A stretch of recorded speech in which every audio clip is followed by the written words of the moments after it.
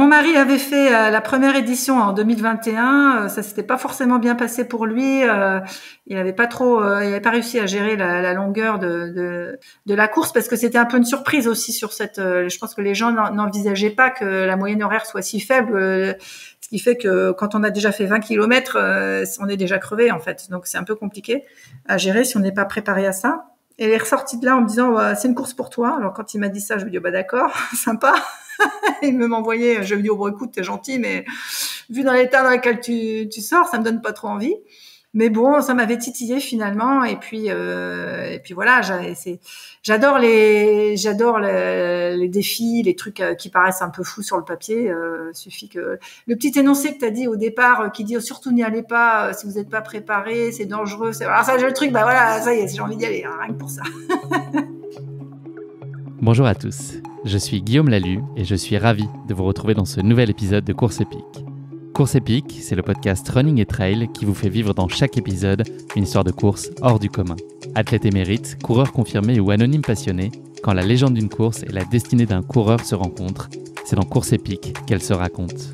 Course Épique, c'est un nouvel épisode chaque mercredi, mais c'est également chaque lundi matin un extrait de l'épisode à venir pour bien démarrer la semaine ensemble. Nous avons donc rendez-vous 2 fois par semaine. Et si vous souhaitez suivre notre actualité au jour le jour et découvrir les coulisses du podcast, je vous donne rendez-vous sur notre compte Instagram courseepique.podcast. J'ai le plaisir de recevoir dans cet épisode Sandrine Béranger. Sandrine s'est illustrée sur des formats d'ultra trail en signant récemment une 3e place au Tour des Géants ou encore une victoire sur l'Échappée Belle en 2018. Elle a aussi, en toute simplicité, gagné la Diagonale des Fous en 2005 alors qu'elle n'avait couru que 2 trails jusqu'alors. Cela vous donne une idée de ses capacités physiques et mentales. En complément de sa pratique de l'ultra-trail, Sandrine est férue de raid aventure où elle brille là aussi au plus haut niveau international. Elle va nous embarquer aujourd'hui avec elle sur la trace d'une course redoutable en Corse, la Terre des Dieux, un format 100 miles en petit comité qui emprunte l'essentiel du GR20. Vous l'entendrez, Sandrine est dotée d'une impressionnante force de caractère qu'elle conjugue à merveille avec un enthousiasme et une foi en la vie très communicatif. Mais je ne vous en dis pas plus. Sandrine va vous raconter tout ça bien mieux que moi. Bienvenue dans notre nouvel épisode de Course Épique, Corse vive. Bonjour Sandrine, bienvenue dans ce nouvel épisode de Course Épique. Je suis ravi d'échanger avec toi aujourd'hui. Comment ça va ? Très bien, merci. 10 sur 10 ? 10 sur 10, oui. D'accord, s'il n'y avait pas grève, tu serais à 11 sur 10 alors ? Je suis pas trop impactée par la grève. Heureusement, pour une fois, ça change pas grand-chose. Moi, les 3 enfants sont à l'école, donc tout va bien. Quartier libre. Sandrine enregistre cet épisode à quelques jours, pour ne pas dire à quelques heures, de la Diagonale des Fous, une course qui a été marquante dans ton parcours et dont on aura l'occasion de reparler un peu plus tard, même si c'est pas le cœur de notre sujet aujourd'hui. Est-ce que tu as préparé les pop-corns pour suivre la course avec attention ou tu vas te contenter de regarder les résultats à l'issue de la course ? Ah, je vais regarder quand même un petit peu. C'est vrai que ça titille un peu. J'y pensais ce matin. Je me disais, quand même, et si j'y étais? Mais c'est un peu le problème des courses qui sont super bien passées, c'est que c'est difficile de revenir dessus et on prend souvent le risque d'être déçu. Donc je l'ai fait plusieurs fois, la Diagonale des Fous, et finalement, mon plus beau souvenir, c'est quand même la première fois, quoi. Tu vas nous raconter ça, effectivement. Souvenir marquant. Sandrine, avant qu'on s'intéresse à ta pratique sportive et notamment cette diag, est-ce que tu pourrais te présenter en quelques mots à nos auditeurs ? Qui es-tu, Sandrine ? Alors, je m'appelle Sandrine Béranger. C'est difficile de se présenter. J'ai 3 enfants, un mari, et j'habite dans la région de Grenoble, à un petit village qui s'appelle Herbé, au pied de Beldôme, qui est un massif que j'adore. Est-ce que tu as un job dont tu as le droit de parler ? Tu n'es pas agent secret Oui, ou oui. Ouais. Non. Tu me répondrais non, j'imagine, par la force des choses, si c'était le cas. Je travaille, j'ai cette immense chance de travailler dans le domaine du sport, puisque je travaille pour un éditeur qui s'appelle VTopo. Et donc je fais des topos de VTT, voilà. Donc un qui est sorti sur l'Isère il y a un peu plus d'1 an, et en ce moment je travaille sur un topo de gravel. Un topo, c'est quoi ? C'est des parcours, des suggestions d'itinéraires ? C'est un petit bouquin, voilà, qui décrit des parcours avec des niveaux de difficulté variables et dont l'objectif est de donner l'envie à des personnes souhaitant faire des parcours, de découvrir des choses un petit peu qui sortent de l'ordinaire ou des gens qui connaissent pas du tout le coin. Et puis de se laisser guider sur un parcours qui est sympa, qui a été éprouvé et qui est adapté à leur pratique. Validé par Sandrine. C'est ça. Alors j'espère je vais pas en disant ça que je vais pas me recevoir une pluie d'insultes. C'est toujours ma hantise. Tu as sous-estimé ce parcours ou surestimé? Ouais, c'est ça. C'est un peu compliqué. Mais bon, j'ai l'avantage quand même d'avoir des enfants aussi et j'espère me rendre compte quelquefois C'est des cobayes à tes d'aller côtés? aussi avec des copains, voilà. Donc, je pose un peu des questions. En général, ils me disent non, mais là, t'es folle, là, ça va trop vite ou c'est trop dur. Là, oui, bon, d'accord. Sandrine, est-ce que tu peux nous parler de la place que tenait le sport dans tes plus jeunes années? Quel était ton sport de prédilection? Est-ce que c'était déjà un plaisir pour toi de pratiquer le sport plus jeune ou c'est venu plus tardivement? Alors, mais je suis dans une famille de sportifs, mais le sport de la famille, je dirais, on n'avait pas tellement le choix. Enfin, on ne demandait pas forcément ce qu'on voulait faire, mais le sport de la famille, c'était l'escalade. Voilà, donc parce que mes parents habitaient et habitent toujours à Fontainebleau, donc la Mecque du bloc en escalade. Et donc, tous les dimanches, c'était les habits du dimanche. Pour moi, c'était les jogging troués. Et voilà, on allait grimper sur les blocs. Mais bon, c'était sympa. Et puis moi, toute petite, je jouais beaucoup dans les rochers. C'était pas, voilà, mes parents ils y passaient la journée. Moi, je grimpais 1 heure et puis après, je sautais de rocher en rocher. Je creusais le sable, voilà quoi. Et on faisait des toboggans sur les blocs quoi. Donc, tu avais déjà ce petit goût de l'aventure et pas mal de tempérament, c'est ça? Oui, et puis surtout, je pense que ce qui m'est resté, ce qui me donne aussi, ce qui m'a vraiment donné le virus, je pense, c'était c'était le quotidien. Et puis après, il y avait les vacances. Alors les vacances, on partait. Mes parents avaient enfin c'est même pas un camping-car, c'était une espèce un Volkswagen aménagé à l'ancienne avec juste des banquettes en bois. Et on dormait dessus et on partait. La Toussaint, c'était dans les Calanques ou dans le sud. Et puis on allait en montagne l'été. Donc là, c'était plus l'alpinisme et qui me faisait un peu rêver. Donc là, c'était la connaissance c'était les premiers pas. Mes parents faisaient l'alpinisme et puis moi, j'ai fait mes premiers débuts comme ça. J'ai fait les agneaux quand j'avais 12 ans et j'ai un souvenir marquant de cette course. Et c'est ça qui m'a donné le virus. Et puis mon père était assez aventurier dans l'âme, donc je me souviens de passages.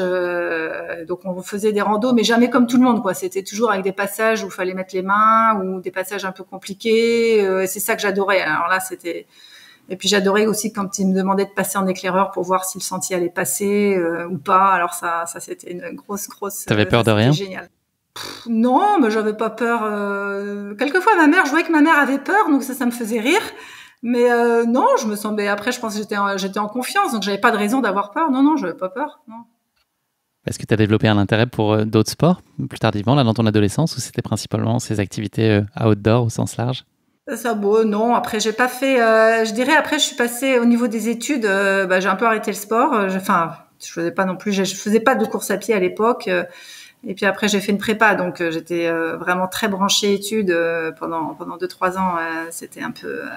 C'était vraiment que ça. Puis j'étais à Paris, donc c'était pas du tout la même ambiance. J'ai découvert un peu le sport en salle, le fitness et des choses comme ça dans ma vie parisienne. Mais bon, je dirais que j'ai eu une grande C'était période pas ton choix de où j'ai cœur. pas fait. Non, j'étais plus dans le boulot, la découverte de. Voilà. Et puis après, je suis passée au squash, et puis je me suis mise à la course à pied à ce moment-là. Voilà. Comment est-ce qu'il est né ton intérêt pour le raid aventure? Oui, c'était une question de rencontre, je pense. Voilà, j'ai découvert, je connaissais pas du tout ça, et puis j'ai découvert des copains par le squash, curieusement, qui faisaient ça, qui m'ont proposé de participer avec eux. Et puis tout de suite, j'ai été emballée. J'ai trouvé ça génial. J'ai découvert en même temps le raid aventure et le trail, mais j'avais déjà 29 ans, et j'ai trouvé ça fantastique. Et j'ai découvert que je me suis dit que tout de suite, c'était mon truc, quoi. Qu'est-ce qui t'a particulièrement plu dans le raid aventure? L'aventure, justement, je pense que c'est ça qui me plaisait, c'est que les choses sont pas figées, sont pas définies par avance, et puis on avance sur un parcours, et chacun on est par équipe, et puis c'est le côté il se passe des choses, et il y a un objectif, mais c'est pas avec un balisage, et c'est toujours avec une carte et une notion d'aventure, parce que il peut se passer plein de choses, que ce soit que venant de l'extérieur, venant de soi-même, venant de la carte, voilà. C'est ça qui est rigolo, quoi. C'est mon côté gamine, je pense que jusqu'au bout, je resterai gamine. J'aime bien quand il se passe des trucs. Est-ce que tu pourrais en donner les principes pour les gens qui ne connaîtraient pas du tout le raid aventure? Est-ce que tu peux en donner les grandes lignes directrices? Oui, alors le raid multisport, ça se pratique en équipe, souvent à 4 ou à 2. Et l'idée, c'est d'enchaîner des sections. Donc, il y a principalement le trail et le VTT. En raid aventure, c'est-à-dire c'est un format long, parce que du raid multisport, il y a des formats sur une journée, sur 5-6 heures, sur une journée, sur 2 jours. Et moi, ce que je fais le plus, je dirais aujourd'hui, enfin ce qui me botte vraiment. Après le reste, c'est des raids plus d'entraînement. Et sinon, ce qui me botte vraiment, c'est les raids aventure, donc qui font partie du circuit du championnat du monde.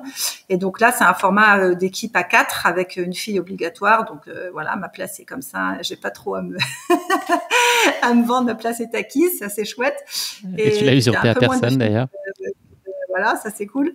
Et puis donc là, les courses sont carrément très longues puisqu'elles durent 4-5 jours en non-stop. Et le tout est en orientation, donc avec une carte. Et puis il y a des points de passage obligés qui sont des balises.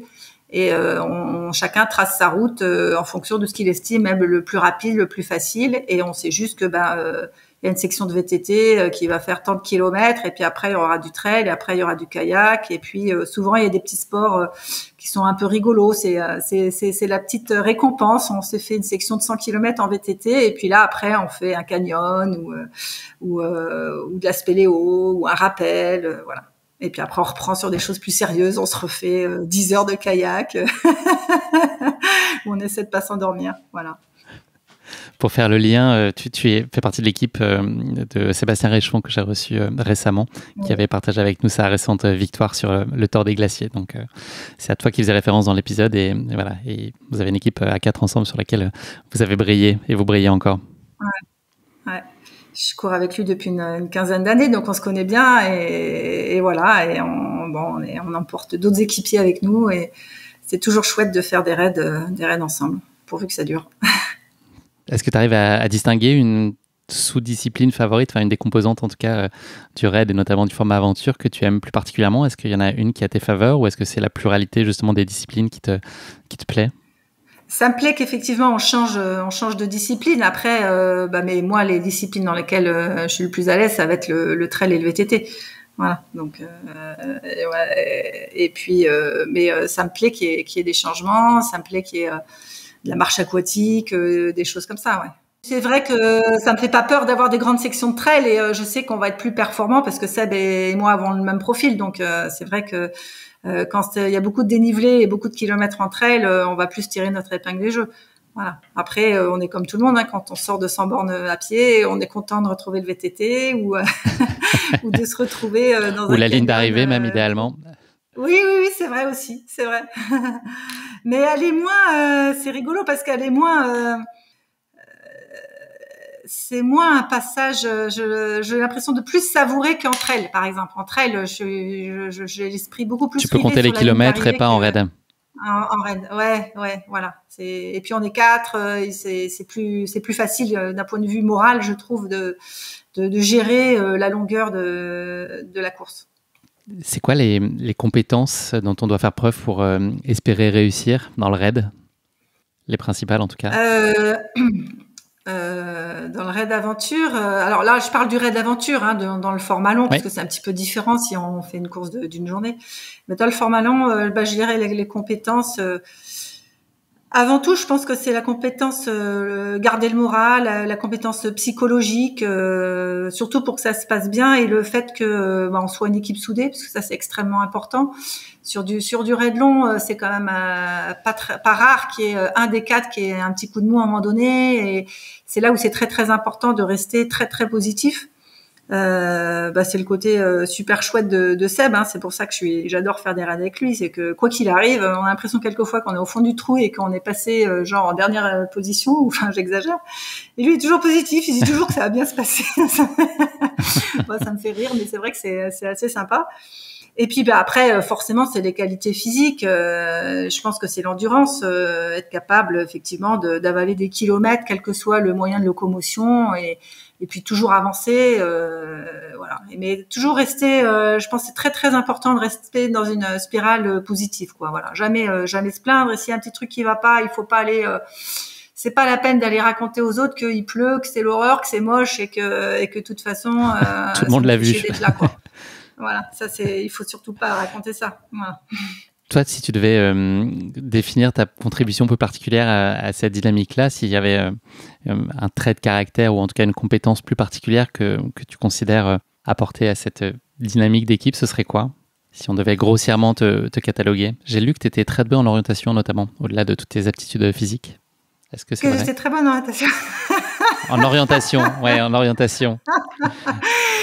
Je rigole très fort parce que il y a eu, oui, heureusement que je suis là.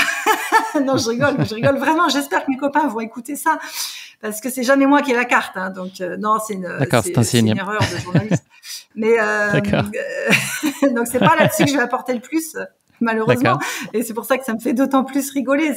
J'ai extrêmement rarement la carte. Quelquefois, par miracle, je jette un coup d'œil et je vais peut-être donner mon avis, 3 fois en 4 jours. D'accord. C'est pas nécessairement ça. Mais non, mais c'est surtout principal. Que les autres sont beaucoup plus forts que moi, donc j'ai pas cette prétention. Voilà. Donc, et voilà. Et sinon, non, donc ça va pas être là-dessus, ça va être plutôt sur, je sais pas, je pense que je suis très endurante et je pense que je suis capable d'avancer tout le temps sans broncher. J'ai pas de coup de mou, donc c'est très très rare que j'ai vraiment un coup de mou, donc je vais jamais être en position de ralentir l'équipe, je pense. Voilà, et donc je pense que ça c'est positif. Je vais pas être un élément qui va freiner, et j'espère aussi, je pense que j'arrive un peu à être dans la logique de dynamiser l'équipe. Et j'ai envie de dire, quand t'es avec Seb Réchon, c'est assez facile d'être dans ce schéma-là, puisqu'on est sur cette même longueur d'onde. Donc je vais être avec lui pour dire on avance et il faut pas traîner, quoi, quel que soit le moment, que ce soit en progression ou en temps de transition. Est-ce que ça t'arrive d'avoir peur ou d'avoir eu des expériences qui t'ont vraiment mise à mal sur les courses que tu as pu t'amener à faire? Ou est-ce que c'est un sentiment que tu essaies de tenir à distance? Parce que je suis pas trop. Une fois que je suis en course, je suis câblée sur la course et j'ai l'impression que si tout va bien, je me sens plutôt invincible. Je suis plutôt dans cette dynamique-là. Mais quand même, il y a 2-3. Par exemple, en Inde, on s'est fait braquer par, je sais pas par qui d'ailleurs, peut-être des dealers ou des gens comme ça en pleine nuit.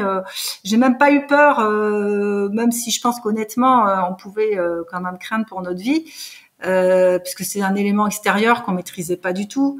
Mais curieusement, j'ai regardé les choses d'assez extérieures. Alors peut-être que le fait d'être au 4e jour sans avoir dormi, ça aide dans ces cas-là à pas prendre trop conscience des choses. Après coup, je me suis dit, mais quand même là, on s'est fait braquer, peut-être que ça aurait pu être dangereux. Mais non, je dirais la seule fois où vraiment j'ai eu peur pour ma vie, c'était au dernier Raid in France. En kayak, en eau vive, on était en descente à Bourg-Saint-Maurice, en descente de kayak, et où notre bateau s'est renversé et que moi je me suis reprise dans les bouillons et que j'arrivais pas à m'en extirper. Donc là j'ai fait le bouchon pendant un temps qui m'a semblé interminable. Alors, faire le bouchon, c'est quoi? Je sais pas si c'était. C'est-à-dire que en fait on est c'est des rivières de classe 4 et donc il y a des énormes bouillons d'eau. Et vous descendez, tu descends au fond de l'eau, et puis tu remontes, et puis tu redescends au fond de l'eau, tu remontes, mais t'arrives pas à t'extirper de la vague principale, quoi. En fait, ça peut être lassant, effectivement. T'arrives pas. Voilà, donc du coup tu descends, puis une fois ça va, 2 fois, 3 fois, 10 fois, et là je me suis dit que j'allais pas trop m'en sortir, quoi. Voilà. Et bon, et j'ai réussi à m'en sortir et je sais pas trop par quel miracle, si ce n'est que j'ai pensé à mes enfants, parce que pour moi, j'étais quand même très très proche d'y rester. Et après, c'est difficile de se faire une vraie idée de la réalité des choses. C'est-à-dire que je me dis toujours, est-ce que c'est moi qui ai paniqué ou est-ce que vraiment j'étais en position extrême limite, quoi. Et tes camarades, là, ils peuvent pas t'aider dans ces moments-là? Ils sont spectateurs ou ils mesurent pas? Ils sont eux-mêmes en train d'être confrontés aux mêmes difficultés? Là, il y avait le bateau de Seb qui était devant et ça va tellement vite qu'il peut rien faire puisque lui, il est emporté également par le courant. Donc la vitesse fait que on est dans des bouillons extrêmes. Donc en fait, l'arrêt est pas possible. Il faut qu'il attende un contre-courant pour pouvoir s'arrêter. Et quand bien même il peut s'arrêter, moi je passe tellement vite qu'il faut être en aval de moi pour pouvoir faire quelque chose. Si t'es en amont, c'est fini, je suis déjà passée. Et Jean-Noël qui était avec moi, effectivement, je me suis retournée vers lui pour lui faire comprendre que j'étais en danger et qu'il fallait qu'il m'aide, mais lui-même était en train de s'essayer de s'en sortir aussi. Donc voilà quoi, il pouvait plus rien pour moi. Il était un peu bloqué dans le bateau. Voilà, donc c'est ça qui est un petit peu flippant, je dirais, dans l'histoire, c'est de se dire qu'on se retrouve tout seul pour se sauver et quand c'est dans un milieu que je pense que j'aurais été plus à l'aise sur une arête rocheuse s'il fallait faire même du 6 pour m'en sortir que là dans l'eau où c'est pas mon élément préféré. Voilà. Et j'ai quand même eu la vision de mes 3 enfants qui m'a donné un sursaut d'énergie pour réussir à m'en sortir en me disant que non, là, c'était pas possible, que je laissais 3 enfants derrière moi et que c'était pas possible. Voilà. Est-ce que ça a pu altérer ta confiance? Est-ce que ça te fait voir les choses différemment ou est-ce que très vite tu passes à autre chose, t'évacues et puis Très vite, je suis passée à autre chose parce que Seb m'a dit une fois que je suis sortie, ils ont réussi à revenir me voir sur la berge. Et ils m'ont dit c'est Mathieu qui m'a dit ouais, Seb est plus bas, il t'attend, on change de bateau, tu montes avec lui. J'ai dit ah bon, d'accord. J'obéis. Discipliné. Je me suis pas trop posé de questions, j'avais pas forcément trop envie d'y retourner, mais j'ai compris que que la course reprenait et que j'avais pas le choix et donc j'ai fait un blocage au niveau, j'ai bloqué le cerveau. J'ai dit ok, très bien, on y retourne. Je suis retournée dans le bouillon, quoi. Voilà. Bon, après c'était plus très long, il y avait du VTT et puis les épreuves de kayak suivantes étaient plus faciles. Donc ça allait. Je pense que là, si je suis pas retournée dans une rivière de classe 4 depuis, et je pense que je vais avoir un peu d'appréhension, mais il va falloir que je le fasse de toute façon. Donc il va bien falloir que je m'y remette. Et la section d'après, je pense que c'était assez marrante. C'était plutôt la section d'après en packraft, mais c'était sur le papier plus facile, donc j'étais pas trop inquiète. Et après, j'ai vu que Jean-Noël qui s'en voulait d'avoir retourné le bateau, même s'il lui pouvait, je pense, rien parce que le bateau était un peu plein. Jean-Noël était un peu inquiet, je pense, de ma réaction. Il avait peur que je veuille pas retourner avec lui. Donc je lui ai tout de suite dit on continue les équipes prévues. Jean-Noël, je monte avec toi, et je l'ai senti soulagé parce que mais ça je l'ai fait vraiment pour l'équipe, quoi, en me disant il faut que je lui montre que je lui fais confiance et que je lui en tiens par, enfin c'est pas à cause de lui, quoi, je le sais très bien. Donc c'est pas voilà. Même si sur le coup ça m'a coûté un petit peu de me dire je reviens dans le bateau dans la même configuration. Mais ça a duré 3 secondes et après c'est bon. On a parlé de raid là, pas mal jusqu'ici. Il y a le trail qui joue aussi une place très centrale dans ta vie. Et comment ça se positionne justement par rapport au raid? Est-ce que c'est un indispensable complément? Est-ce que c'est un pilier à proprement parler? Et puis qu'est-ce que tu viens y chercher de différent? Est-ce que c'est un moment plus pour toi, justement, plus de recentrage, d'introspection? Oui, c'est un peu tout ça. C'est effectivement le trail. Par rapport au raid, c'est une aventure solitaire et c'est complètement différent dans l'approche. C'est complémentaire, bien sûr. C'est-à-dire que quand je fais un trail, je me prépare aussi pour le raid. L'inverse, c'est pas forcément vrai parce que je trouve que c'est beaucoup plus difficile de repartir sur un trail après une aventure, un raid aventure. Et puis, on se retrouve seul. Donc, je dirais, il y a plus seul aussi face à sa propre réalité et sa propre performance. C'est-à-dire dans le raid, il y a toujours des logiques d'orientation. Donc là, c'est pas moi, comme je l'ai dit, ou des logiques de progression d'équipe. C'est difficile de faire la part des choses entre. On fait partie de l'équipe, mais c'est pas individuel. Alors que entre elles, vous êtes face à vous-même et il y a que je compte que sur moi. C'est à moi de gérer mon truc. Et il y a un côté effectivement, moi je suis assez solitaire aussi. J'adore faire mes entraînements toute seule. Je suis bien toute seule en montagne. Donc c'est pas un truc qui me dérange. Au contraire, j'aime bien ce côté de se retrouver. Et puis aussi, quand vous franchissez la ligne d'arrivée, ça tient que de moi, que de ma propre performance. Et je trouve ça plus dur, mais aussi plus, un côté gratifiant, plus réaliste de ce que je suis. Ouais. Oui, certainement plus gratifiant. Il y a aussi, c'est vrai, je pense que, pour être honnête, il y a un éclairage qui est beaucoup plus fort sur le trail que le raid aventure, malheureusement. Et on me parle souvent de mes courses de trail et un peu moins souvent de mes courses de raid aventure. Après, c'est complètement différent. Le raid d'aventure, j'ai l'impression que c'est une grande famille. C'est ça qui est génial, c'est que quand tu vas à l'autre bout du monde, tu rencontres, t'es avec des Français et c'est des copains. Dans le raid d'aventure, toutes les équipes, on est tous copains. C'est une grande solidarité et c'est ça qui est extraordinaire. Le trail a un côté, une ambiance beaucoup plus concurrentielle. Mais il y a aussi beaucoup plus de reconnaissance derrière, officielle. Bon, c'est vrai que je pense que ça doit flatter un peu mon ego, c'est vrai. Je dois le dire. Justement, tu as récemment brillé avec une 3e place sur le Tour des Géants ou l'Échappée Belle en 2018, sur laquelle tu t'étais illustré tout particulièrement. Je sais que tu n'aimes pas ressasser le passé, puisque je pense que si on parlait d'une course d'il y a un mois, tu trouverais déjà que c'est très lointain, mais il y a quand même un marqueur assez fort et pour le coup très exposé de ton parcours qui est ta victoire sur la Diagonale des Fous en 2005. Est-ce que tu peux nous en parler un petit peu, parce que l'histoire est relativement inattendue et ta performance n'était peut-être pas non plus imaginable au regard de l'expérience que tu avais du trail à ce moment-là. Est-ce que tu peux faire un petit retour en arrière sur ce moment-là de ta vie? C'est vrai que c'est pour moi, comme je l'avais dit au début, un énorme souvenir. Ça fait partie des courses qui m'ont marqué. Alors c'est chouette parce qu'il y a de plus en plus des courses qui me marquent, donc ça je trouve ça génial. Mais pendant très très longtemps c'était la Diagonale des Fous parce que ça devait être le 3e trail de ma vie. C'était l'année où je découvrais le trail.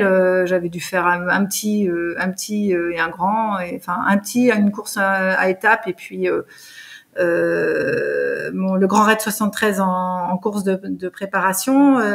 Alors j'avais connu le truc par une copine qui l'avait fait en mode randonnée quelques années avant. C'était un peu au début de la Diag et qui m'a dit ouais c'est super. Elle avait fait ça vraiment en mode balade et puis ça m'avait donné envie.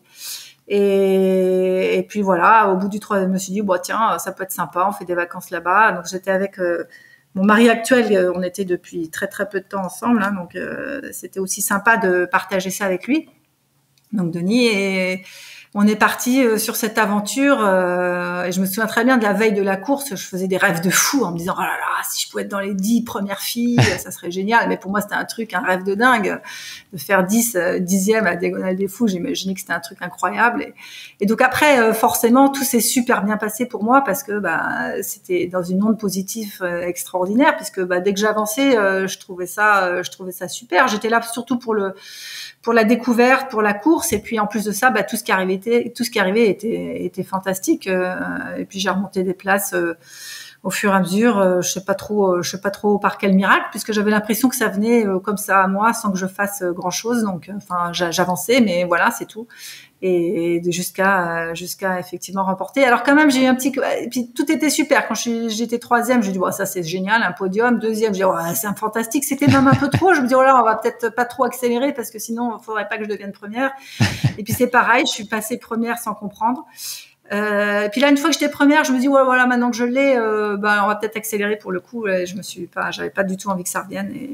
Et voilà, donc je me suis tu as tenu ta place jusqu'au bout à la fin. Ouais, mais tout était forcément chouette.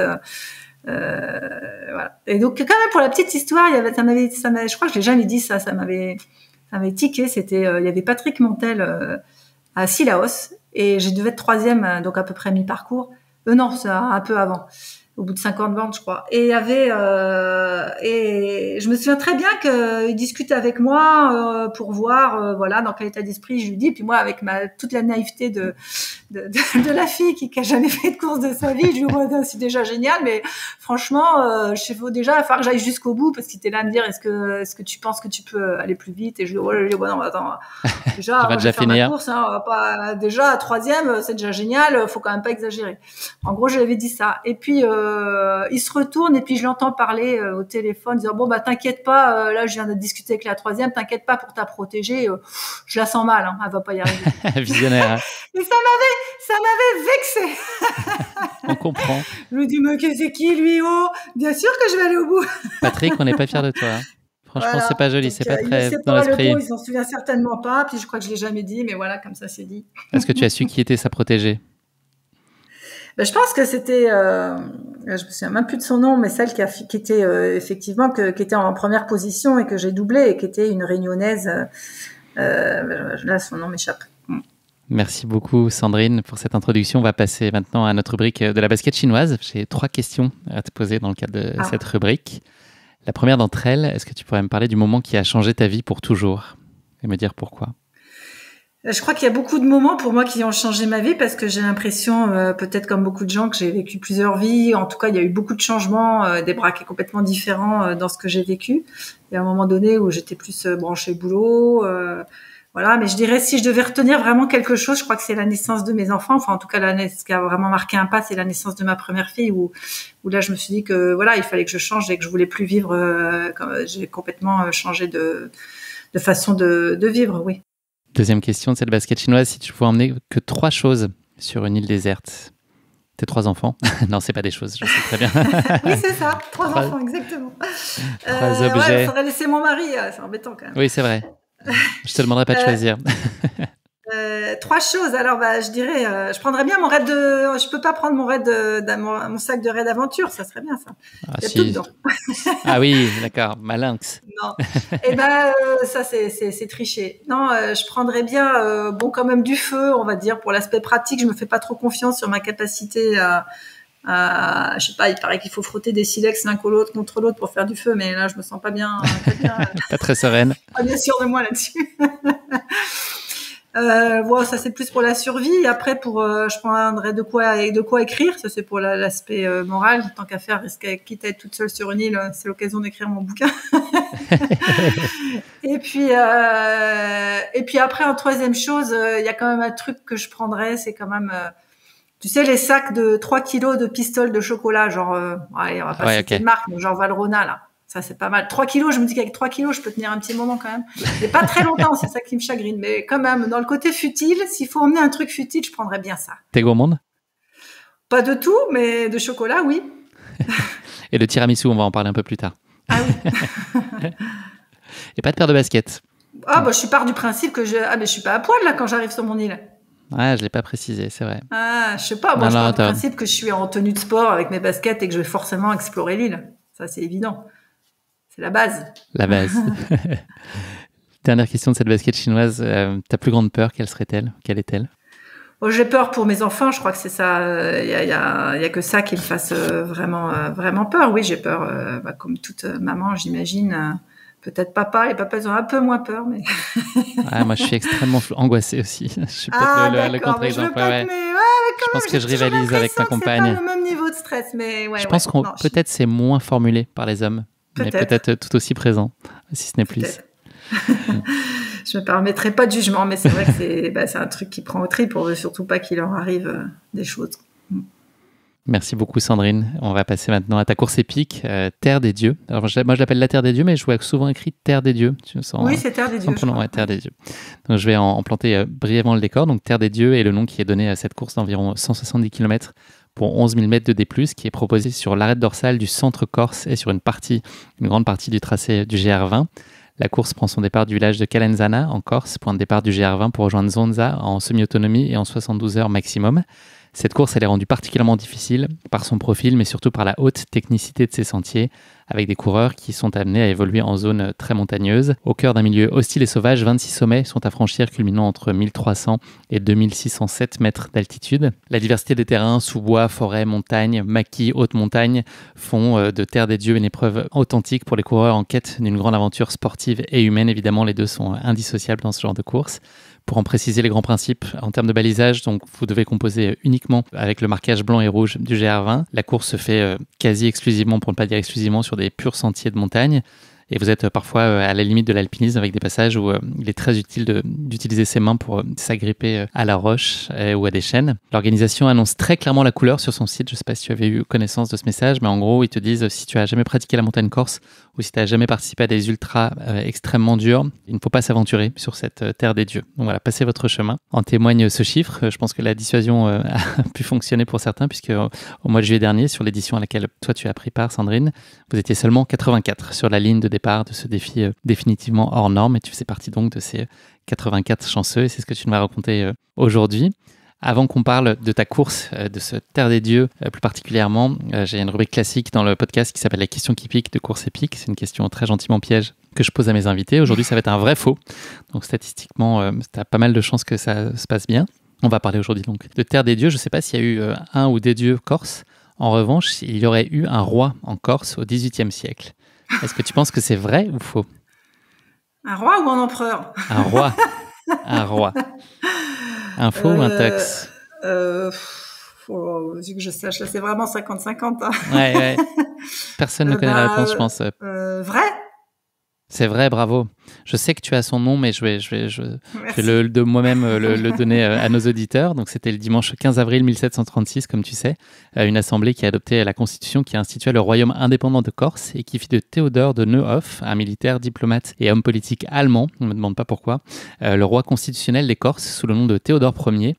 Son règne a duré que 7 mois, donc c'est pas exactement, enfin pas aussi pire que Thomas Thévenoud, je sais pas si tu te rappelles de lui, qui avait la phobie administrative, qui avait été obligé de démissionner au bout de 9 jours de son poste de secrétaire d'État au commerce extérieur, donc lui il avait fait plus court. Mais voilà, il y a eu un roi des Corses, donc c'est pas le roi de Corse, mais un roi des Corses, mais pendant seulement 7 mois. Ça a été très éphémère. Bon. On a appris beaucoup de choses, hein, tu savais pas? Non, je savais pas. Et moi non plus, tu vois, je me suis cultivé en préparant cette émission. C'en est fini de cette question qui pique. Je te propose désormais de te jeter dans l'arène avec ta course épique. Tu as un attachement particulier à la Corse qui est né des premières aventures et premières explorations avec tes parents. Est-ce que tu peux nous expliquer ce qui te lie plus particulièrement à la Corse et notamment au GR20, les souvenirs que tu en as de ton adolescence, de ta jeune adolescence? Je pense qu'il y a beaucoup, effectivement, je suis pas la seule à avoir des souvenirs émus de la Corse parce que c'est une île tellement belle et tellement émouvante que quand on y allait ne serait-ce qu'une fois, on s'en souvient. Et moi, je m'en souviens pour y être allée avec mes parents quand j'avais 12 ans et d'avoir fait une partie du GR20 en autonomie complète. Alors, c'était beaucoup moins fréquenté qu'aujourd'hui. Il n'y avait pas toute l'infrastructure des refuges. En tout cas, on a dormi à la Belle Étoile pendant 3 semaines et on portait du matériel d'escalade puisque le principe, c'était de faire le GR20 mais de s'arrêter tous les 2-3 jours pour faire des voies d'escalade de passage. Et c'était un nouveau concept. C'était la première fois qu'on partait sur ce mode-là. On partait en autonomie sur 3-4 jours et puis on allait se ravitailler. On faisait un aller-retour au village d'en bas ensuite pour récupérer de la nourriture. Et puis moi j'ai trouvé ça fantastique parce que ne serait-ce que la préparation où il fallait préparer le sac. Mes parents faisaient vraiment très attention au poids, donc on avait un t-shirt, 2 culottes et un maillot de bain. Et puis il y avait cette logique où on pesait tout, on coupait le dos des cuillères pour que ce soit moins lourd. Et on m'avait expliqué que si je voulais prendre un bouquin, je me le portais. Sous-entendu, c'est en plus et il faudra pas te plaindre parce que j'étais un peu élevée quand même. De toute façon, on se demandait pas toujours, on posait pas beaucoup de questions sur mes états d'âme, donc on me disait c'était un petit peu rude quelquefois. Et tu veux dire qu'il n'y avait pas d'e-book à l'époque, c'est ça? Tu pouvais pas emmener ça c'est sûr. On n'a pas parlé d'âge. Je fais juste une hypothèse sur le fait qu'il n'y ait peut-être pas eu d'e-book à l'époque. On ne pas parler d'âge, mais non, je suis pas si vieille que ça quand même, hein, mais quand même. Il n'y avait pas le téléphone portable non plus. Et puis il fallait porter, voilà. Donc et puis je me souviens d'avoir, alors les récompenses c'était d'avoir des Mars ou des Bounty ou des choses comme ça. Et ça c'est un truc qu'on mangeait jamais à la maison, donc c'était fantastique d'avoir droit à son Mars dans la journée. Et puis voilà, je me souviens d'avoir eu faim parce qu'à un moment donné, on n'avait plus rien à manger. Je trouvais ça génial, c'était la vraie aventure, quoi. Avoir faim, c'était quelque chose de fantastique. Comment elle s'est présentée, plus particulièrement cette opportunité de participer à Terre des Dieux en 2022? Alors mon mari avait fait la première édition en 2021, ça s'était pas forcément bien passé pour lui. Il avait pas réussi à gérer la longueur de la course parce que c'était un peu une surprise aussi sur cette. Je pense que les gens n'envisageaient pas que la moyenne horaire soit si faible, ce qui fait que quand on a déjà fait 20 kilomètres, on est déjà crevé en fait. Donc c'est un peu compliqué à gérer si on n'est pas préparé à ça. Et elle est ressortie de là en me disant c'est une course pour toi. Alors quand il m'a dit ça, je lui ai dit d'accord, sympa. Il m'envoyait, je lui ai dit bon écoute t'es gentil, mais vu dans l'état dans lequel tu sors, ça me donne pas trop envie. Mais bon, ça m'avait titillé finalement. Et puis voilà, j'adore les défis, les trucs qui paraissent un peu fous sur le papier. Suffit que le petit énoncé que t'as dit au départ, qui dit surtout n'y allez pas si vous n'êtes pas préparé. C'est typiquement le genre de choses qui te donne envie d'y aller. Le truc, voilà, ça y est, j'ai envie d'y aller, rien que pour ça. C'est probablement fait exprès. Et ton mari, par contre, lui, il avait tourné la page. Il n'a pas envisagé une seconde d'y retourner. Il était bien content que je le fasse, ouais. Tu présenteras les couleurs de la famille. Voilà, c'est ça. Voilà, donc on a combiné ça avec des vacances familiales et donc c'était vraiment super super pour moi. Et puis j'y suis allée sans pression, vraiment en me disant le but c'était de rallier la ligne d'arrivée. C'est toujours comme ça que les courses se passent le mieux ou qu'elles sont le mieux vécues quand il n'y a pas de pression d'enjeu démesuré. Plus que le fait de se dire voilà, je fais une course et je me fais plaisir et même s'il y aura des moments durs, mais voilà, j'ai un objectif, c'est celui-là. Est-ce que tu avais intégré des éléments particuliers de préparation pour cette course, des éléments très spécifiques, ou est-ce que ça faisait partie d'un tout et ça venait se greffer à d'autres courses, notamment de raid aventure que tu as pu faire sur les semaines qui précédaient et qui finalement c'est la continuité, ou est-ce que tu t'es attaché à spécifiquement travailler des choses pour ce Terre des Dieux? Non, ça n'a pas du tout été travaillé. C'était, d'un point de vue prépa, c'est absolument nul. Et moi, je suis pas la championne. Comme j'ai envie de faire plein de trucs, en général, mes enchaînements, ils sont complètement foireux. Mais donc, j'avais fait Raid d'une France autour du Mont Blanc fin juin. Donc, je crois que j'avais 2 semaines et demie exactement de récup. Voilà. Donc, c'était un petit peu compliqué. Je suis sortie du RIF en me disant oula, mais la Corse, c'est dans 2 semaines. Comment je vais faire parce que là, je suis crevée. Tu étais portée par une victoire, ceci dit. Si je oui, me trompe pas. Oui, bien sûr. Mais en fait, le problème des raids d'aventure, c'est que je trouve que c'est très difficile c'est assez long à récupérer, puisque en général, il y a quand même très très peu de sommeil. Et puis, mine de rien, je trouve ça compliqué de passer du raid d'aventure au trail, plus que l'inverse, parce que quand vous passez du trail au raid d'aventure, vous avez c'est presque un entraînement, parce que tu es dans un rythme, tu cours, etc. En raid d'aventure, la moyenne horaire est quand même pas très élevée, souvent, surtout quand c'est un raid d'aventure très technique. Donc tu portes lourd. Là, on a porté des sacs vraiment monstrueux parce qu'on a fait de l'alpinisme. Donc on portait les piolets, le crampon, la corde, le machin, le truc. Donc la course, c'est beaucoup de la marche rapide, mais pas beaucoup de course, quoi. Donc après, c'est difficile de recourir après, de se remettre dans une logique beaucoup plus dynamique. Et puis quand t'as que 2 semaines et demie, c'est compliqué de savoir entre je récupère ou je me réentraîne, quoi. C'est quoi quand tu dis que c'est long de récupérer sur un raid d'aventure, on parle de combien de temps? C'est très difficile, je pense que d'imaginer, parce que c'est comme toute récup. Si moi 2 jours après un raid, je peux aller courir 1 heure, ça me dérange pas, tout va très bien. Mais c'est compliqué ce qui est difficile à récupérer, c'est le dynamisme en fait. C'est le dynamisme, courir 1 heure, courir 10 heures à vitesse tortue, il y a pas de souci. Mais c'est le dynamisme, retrouver un rythme et surtout et être aussi capable de gérer un ultra derrière, c'est-à-dire repartir psychologiquement et moralement sur des nuits blanches, je me bats, je garde le moral, je suis positif jusqu'au bout, quoi. En fait, c'est ça qui est difficile, c'est d'être dans on a aussi envie d'être tout simplement humain, quoi. Donc, mais là, finalement, ça c'est bien. Donc, quelquefois, ça peut durer, je dirais raisonnablement, il faut au moins 1 mois, je dirais. Ça dépend pourquoi, mais plus c'est long et plus il faut de la récup. Mais là, finalement, j'ai pas été bien pendant les 2 semaines. Je suis arrivée en Corse en me disant, oh là, je suis quand même pas terrible. Surtout quand tu fais une nuit sur le bateau avec 3 gamins qui dorment pas. Après, tu fais des nuits en camping-car serré avec tes gamins qui dorment pas. C'est pas grave. Les meilleures conditions. Et puis finalement, c'est marrant parce que 3 jours avant la course, 4 jours avant la course, j'ai compris que ça allait. Ça a basculé d'un coup. Quand je me suis retrouvée en Corse, passé les 2-3 jours, j'ai fait les Monte-Cinto 3 jours avant la course, comme ça. Et là, ça m'a assuré. Je me suis dit, oh non, là, je suis bien là. Là, ça va bien. Voilà. Donc, j'étais en forme juste 2 jours avant. Parfait timing. Le parcours, tu as le sentiment de l'avoir très bien en tête? Tu sais précisément ce qui t'attend? Je l'ai quand même. Alors, je l'ai regardé un peu au dernier moment, mais j'aime bien regarder. J'ai quand même bien appris les noms et surtout, je savais qu'il y avait plein d'endroits que je connaissais. En fait, je connaissais pas l'enchaînement. Le sud, je connaissais moins. Mais je suis allée quand même beaucoup de fois en Corse, en famille, moi toute seule, etc. Et donc, je me faisais un plaisir de me dire, là, je vais retrouver tel endroit. Ah oui, on avait fait une balade avec les enfants à tel moment cette année ou il y a 2 ans. Là, je vais retrouver tel endroit, etc. Donc, je savais que j'allais retrouver des moments chouettes et ça a été à chaque fois. C'était plus ça. J'avais des moments que je connaissais pas, puis j'enchaînais beaucoup de moments que je connaissais. Donc, j'avais quand même bien appris le profil et les lieux. Quel grand principe tu avais décidé d'appliquer en amont de la course? Je pense sur la partie sommeil, sur l'alimentation. Est-ce que tu avais déjà anticipé, mis en place un espèce de plan de route, ou est-ce que l'idée c'était un peu de te laisser guider par les sensations du moment, puisque les ambitions étaient sur de le finir? sommeil et l'alimentation, après j'ai un petit peu d'habitude et après non, je le fais que à la sensation. Et puis après sur Je me suis branchée vraiment sur des étapes intermédiaires en essayant. J'avais bien regardé toujours avoir des idées positives, donc j'avais bien regardé le kilométrage et le dénivelé en me disant c'est marrant parce que au moment de retirer les dossards, il y avait un bénévole qui m'a dit oui, il faut aller à Vergio, Sandrine, on te retrouve à Vergio, une fois que tu es à Vergio, le plus dur est fait. Et finalement, on regarde Vergio, c'est à 50 bornes. Donc tu dis sur 170, 50 bornes, il reste. Tu serais pas en train de bluffer.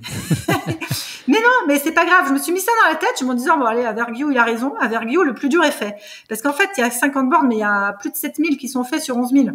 Donc, il a pas tort, finalement. Donc, on peut considérer, et c'est ce que je me suis mis en tête, que c'était la moitié de la course. Donc, finalement, à Vergio, tu te dis, j'ai déjà fait la moitié, c'est génial, je suis encore, ça va.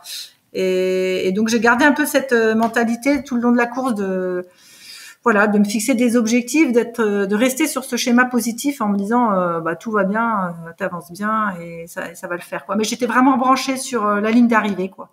Qu'est-ce que tu t'attends à vivre avec ce Terre des Dieux? Qu'est-ce que tu es venu y chercher dans cette course? Vraiment de profiter de cette Corse, de cette montagne, de ce parcours. Pour moi, le régal, c'était le parcours, quoi. C'était enchaîner ce GR20.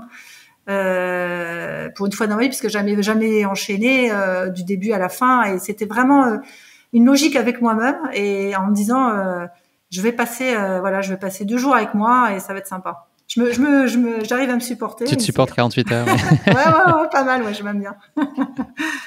Ça y est, nous sommes le mercredi 27 juillet 2022, c'est le grand jour. Comment est-ce que tu te sens à quelques encablures du départ? Est-ce qu'il y a de la place pour le doute malgré tout dans ces moments-là sur une ligne de départ et avant de se lancer dans un 100 miles de ce type-là? Ou est-ce que cette notion de plaisir d'en découdre et puis d'évoluer dans ces décors prédomine? Alors c'est assez marrant parce que moi je déteste vraiment les départs. Je suis toujours stressée, l'impression de pas être là où je devrais, d'être mal dans ma peau. Je déteste ces moments. Et puis j'ai l'impression que les gens sont tous contents, ils ont tous envie de partir, alors que moi pas du tout. Et là non, j'étais zen, mais après je crois que le fait d'être en début de course en fin de journée j'étais avec mes enfants, donc pas hyper j'étais on venait de prendre une glace. Je me sentais un peu en vacances finalement, donc c'était bien, c'était cool. Non, j'étais contente de partir, alors que c'est pas assez rare pour moi. Donc j'étais contente de partir. Il y a une chaleur qui est particulièrement marquée, même si le départ est donné à 18h. Est-ce que c'est une source d'inquiétude pour toi? Est-ce que tu as plutôt une bonne résistance à la chaleur de manière générale? Oui, moi je tiens très bien la chaleur, donc ça me dérangeait pas tellement. Je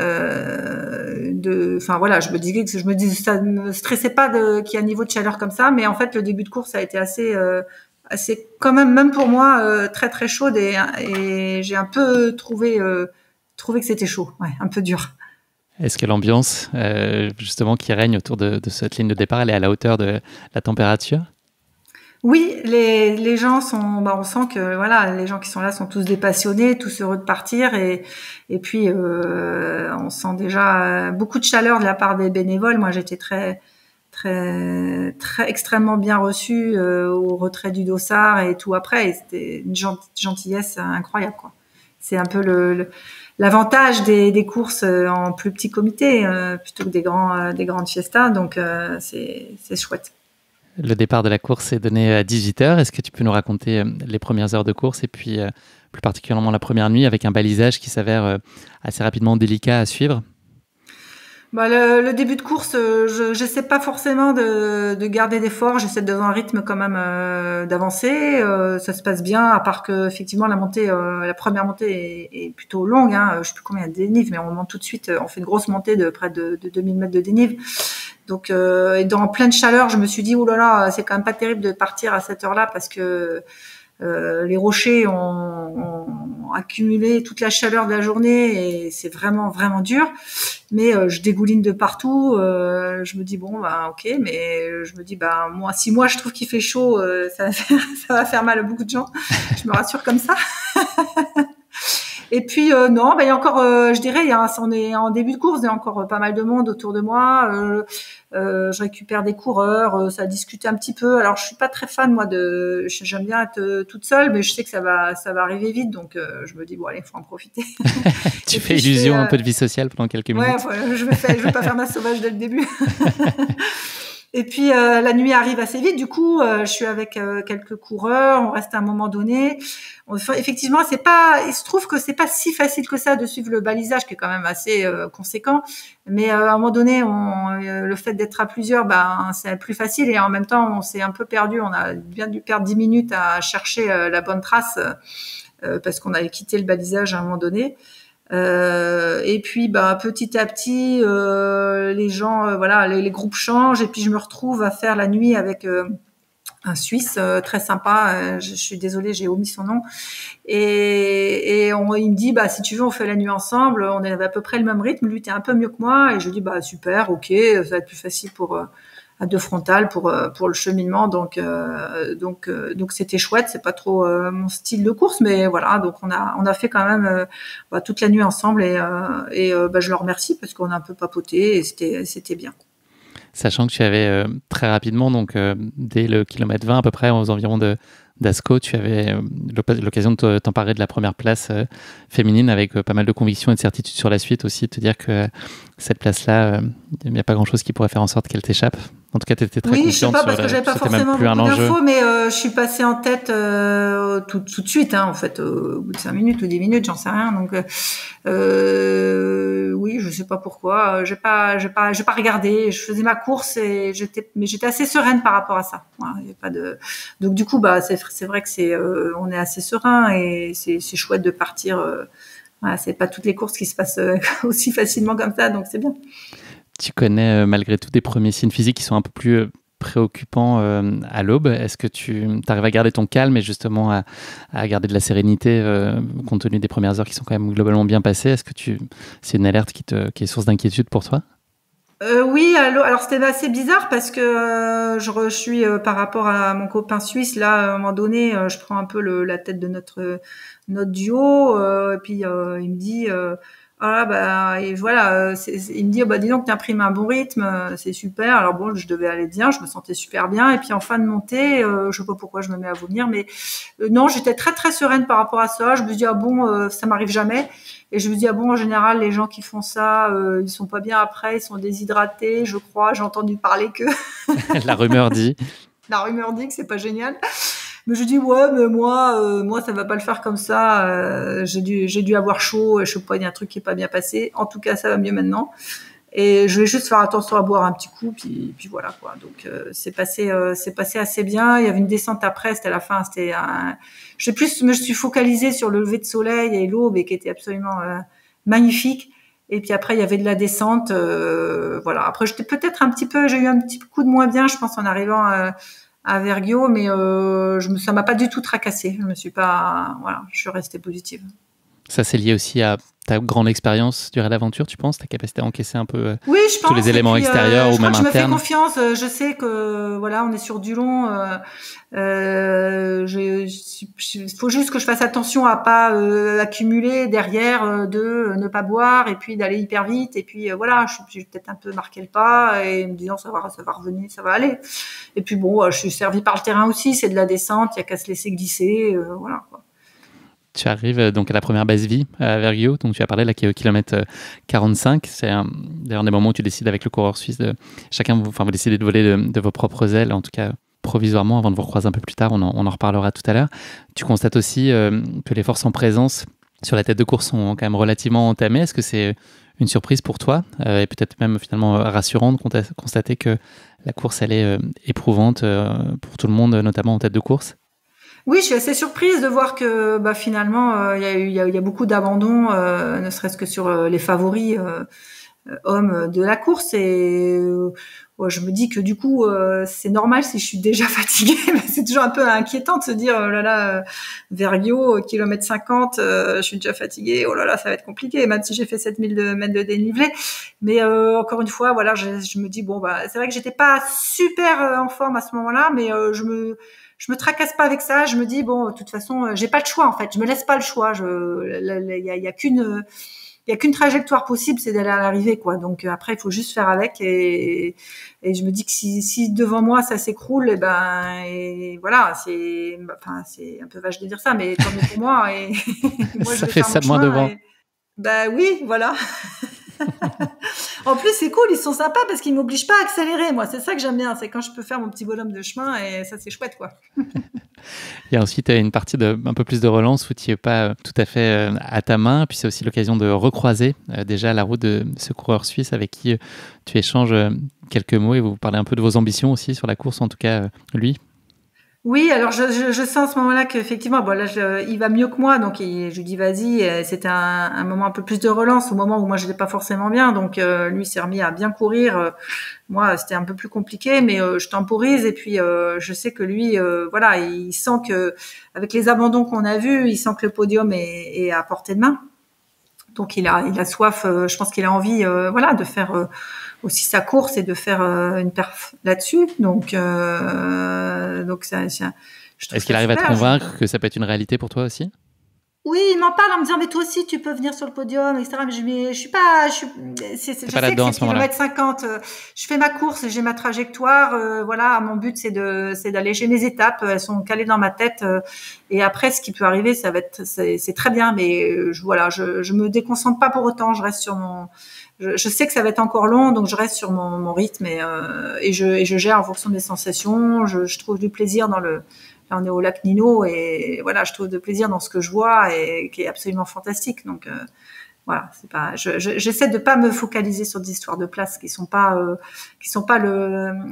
qui viennent après naturellement, mais qui doivent pas être au centre de la course. Voilà, pour moi à ce moment-là en tout cas. Tu souffres étonnamment de la chaleur un petit peu plus que ce que tu avais imaginé, puisque tu nous as dit que tu avais une résistance assez bonne à la chaleur. Là, c'est un peu plus compliqué pour toi. Oui, je sens que c'est compliqué. Je trouve ça surprenant d'ailleurs que ce soit compliqué pour moi, parce que d'habitude j'aime bien ça, mais voilà. Mais j'essaie d'avancer quand même, de rester sur cette logique de progression. Ce qui est dur, c'est de pas trop rester sur les ravitaux, parce qu'on a un peu tendance du coup à s'écrouler, à de rester un peu trop longtemps que nécessaire.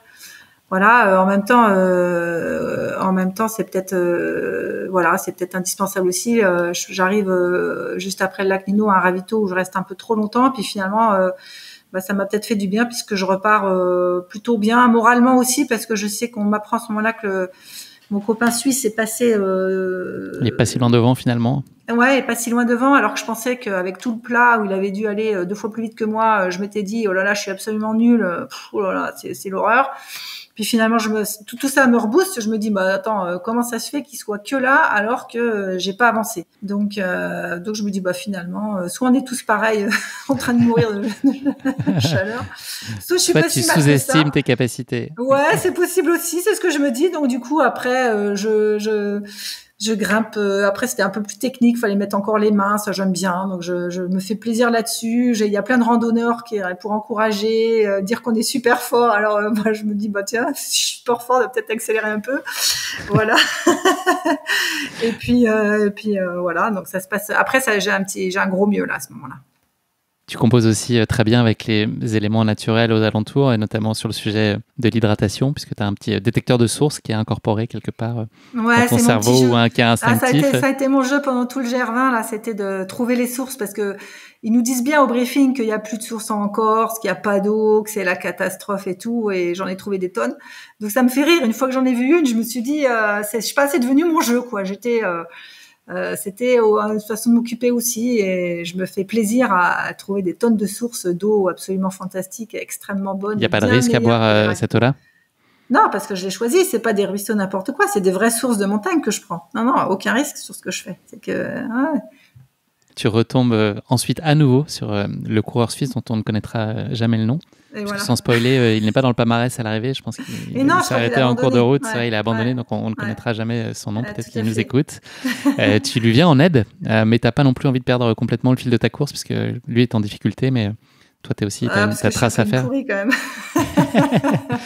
non, mais effectivement, je reviens sur lui à ma grande surprise. Il est pas super bien. Il me dit qu'il qu'il est pas bien, qu'il a soif. Alors comme je venais de trouver de l'eau de source, je lui donne mon eau.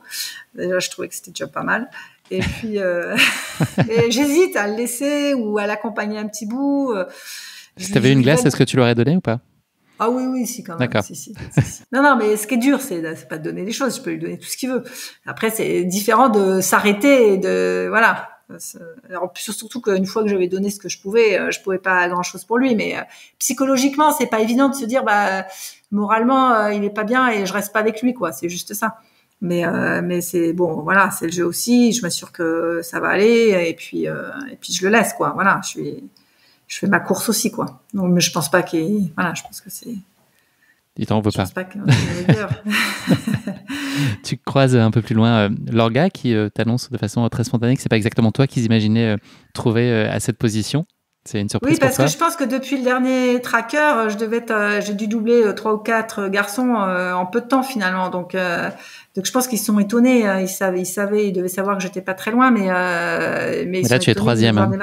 Et là, à ce moment-là, je suis devenue troisième. Donc oui, ils sont étonnés. Ils me disent mais c'est pas toi qu'on attend. Au début, je sais pas trop comment je le prends. Je sais pas si reviendrai. C'est un compliment.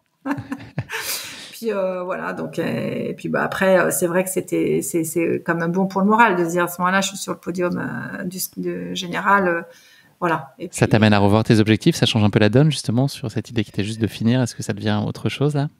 Oui et non, c'est-à-dire que c'était pas que je continue à rester sur l'objectif, je m'affole pas, je m'emballe pas, je reste sur cette idée de parcours à terminer et de franchir une ligne d'arrivée.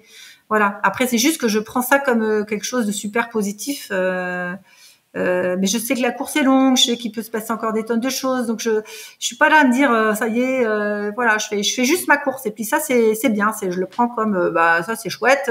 Et puis maintenant, on s'accroche pour finir avec ça, quoi. T'as ensuite des difficultés à t'alimenter? T'as un petit peu de mal? Oui, je pense que les ravitaux sont un peu répétitifs.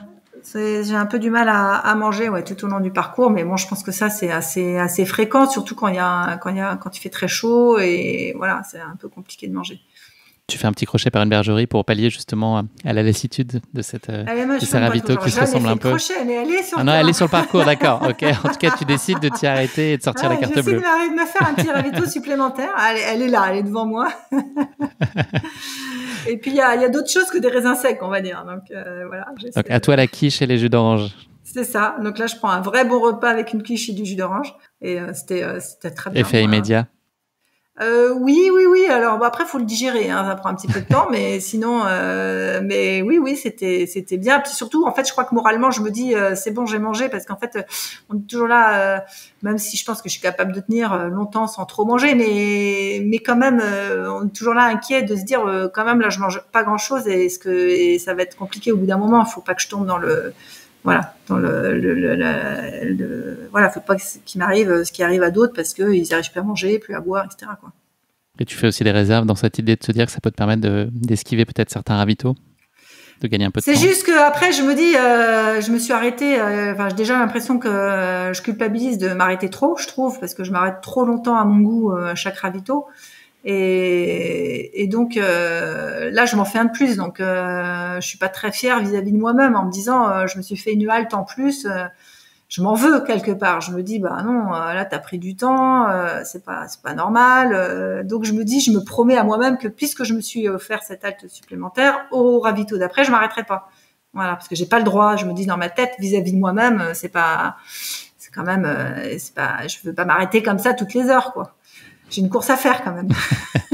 Alors, loin de moi l'idée de vouloir parler que de bouffe avec toi, mais il se trouve qu'il y a un nouvel objectif qui s'offre à toi, qui est plus tout à fait lié à la course, au classement, à la ligne d'arrivée. C'est l'envie de manger une glace, une irrépressible envie. Tu vois, on parle que de bouffe, c'est ça. Ouais. Un peu de course à pied entre deux ravitaux, mais... Donc là, c'est la glace qui c'est tient. qu'on parle pas de la course, parce qu'après, c'est long, et puis finalement, ce qui marque, c'est les temps d'arrêt, quoi.